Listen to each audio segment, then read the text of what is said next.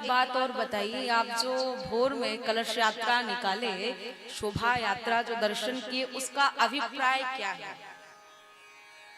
उसका मतलब क्या है? क्या जरूरत है इतनी दूर पैदल चलने की? क्या जरूरत है बिना चरण पादुकाओं के चलने की? क्या जरूरत है भूखा प्यासा रह के कलश यात्रा में आने की? उसका भाव क्या होता है जानते हैं? कुछ जानते हैं, किनको मालूम नहीं है उनको हम बताएं। ठाकुर जी की जो कलश यात्रा शोभा यात्रा होती है, उसका अभिप्राय, उसका प्रयोजन यही होता है कि जो जीवात्मा, क्योंकि कथा पांडाल में भी वही आ पाते हैं जिनको ठाकुर जी बुलाते हैं। जिनको ठाकुर जी नहीं बुलाते हैं ना, वो चाहे कितना भी प्रयास कर ले, कितना भी सोच ले, बोले जाएंगे जाएंगे जाएंगे, पर वो जाते ही रह जाते हैं, पहुंच ही नहीं पाते।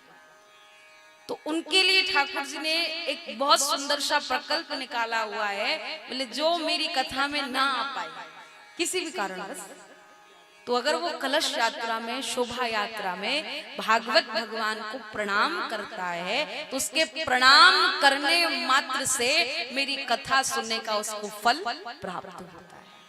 तो इसीलिए अपने लोग शोभा यात्रा, कलश यात्रा का दर्शन कथा से प्रारंभ में करते हैं। बोलो भागवत भगवान की जय हो। और दूसरा एक बात और भी है, भागवत भगवान आपके यहाँ आ चुके, पर अब आप उनसे मांगना क्या चाहते हैं?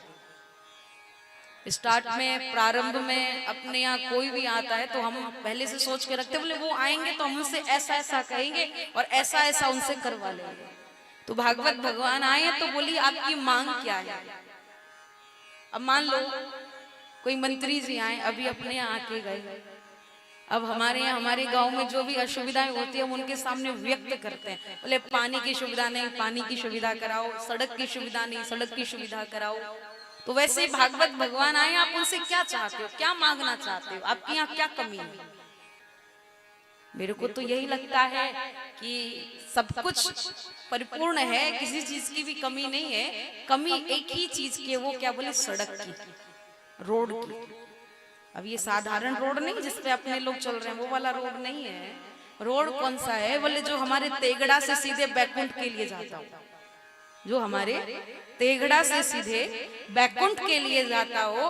हे भागवत भगवान, आप वह सड़क हमारे लिए बनवा दीजिए, जिससे कि हमारा अंत समय आए तो हम उस पर चलकर आपका दर्शन करें और आपकी कृपा हमारे ऊपर बनी रहे। तो सिर्फ इस भाव से हम लोग प्रभु की कथा को श्रवण करें।